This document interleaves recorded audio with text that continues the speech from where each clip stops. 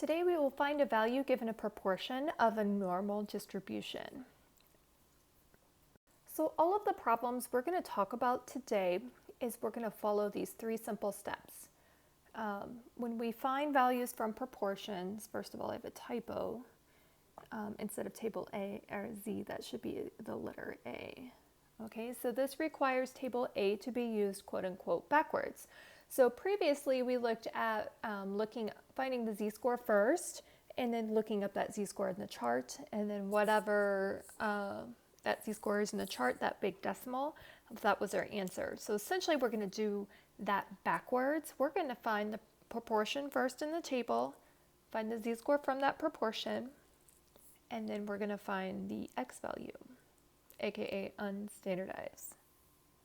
So we're just going to jump into some examples. Scores on the SAT verbal test in recent years follow approximately the normal model, a mean of 505 and standard deviation 110 distribution. Remember, if you see that n with the ordered pair, the first number always means the mean and the second number always means the standard deviation. How high must a student score in order to place in the top 10% of all students taking the SAT? Well, the first thing we're going to do is we're going to underline critical information or state the problem. We know approximately normal, and how high must a student score to place in the top 10%? Those are all critical things from the context. If you wanted to write out what we were thinking, we need to find the SAT score with the area of 0.1 or 10% to its right under the normal curve with mean 505 and standard deviation 110.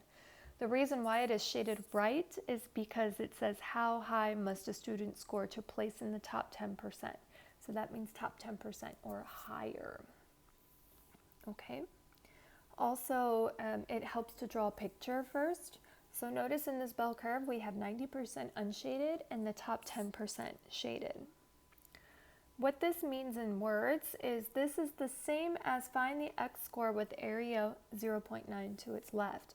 Remember, your table will only do left shaded probabilities. So I have to look up the proportion going to the left. Okay? So next, we're going to use our table.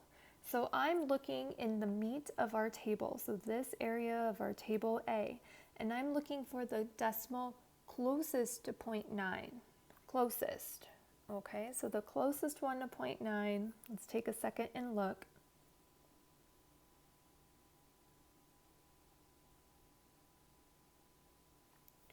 And it is blown up on mine. It should be 0.8997. That was closest to 0.9. 0.8980 isn't the closest, and 0.9015 is a little off as well. So what we do from there is we're going to look directly across and directly up. Okay, so that means a z-score associated with the 90th percentile or the top 10% is 1.28. Next, we're going to unstandardize this. We just found that z equals 1.28 is the standardized value with area 0.9 to its left.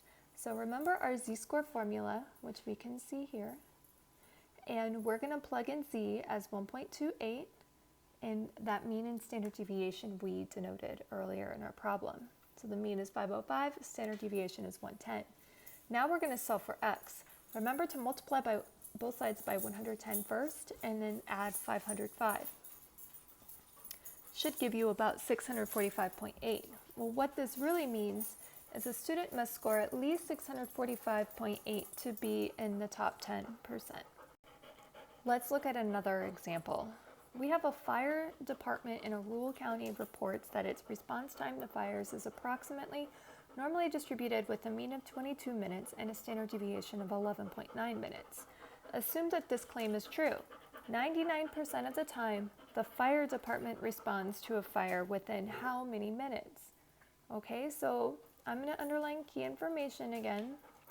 We have approximately normal, mean of 22 minutes, standard deviation of 11.9 minutes. And we says 99% of the time. The fire department responds to a fire within how many minutes? Okay, so because our question is asking for a specific minute and not a percentage or proportion, we have to do the backwards method. So I'm going to start off by drawing a picture, and note if I want 99% of the time that this occurs, I want the 99th percentile, which means 99% and under. And that means 1% is unshaded. But remember, we only care for the shaded part, and it's a left shade, so we're good to go. So back to our fire department. After we have identified our picture, next we're going to use our chart. So remember, we're looking for, in the 4-digit decimal places in the middle of the table, the closest value to 99%, or 0.99. Take a second and look.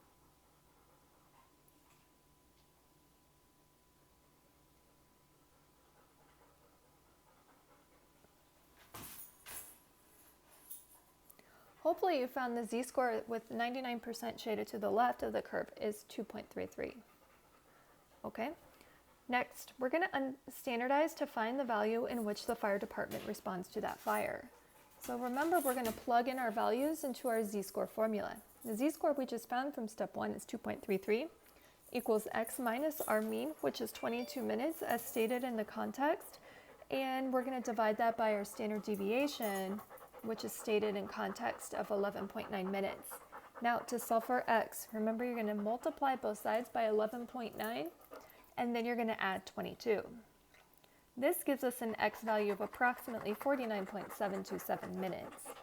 And what that means in our thinking bubble, that 99% of the time the fire department will respond to a fire in 49.727 minutes on average.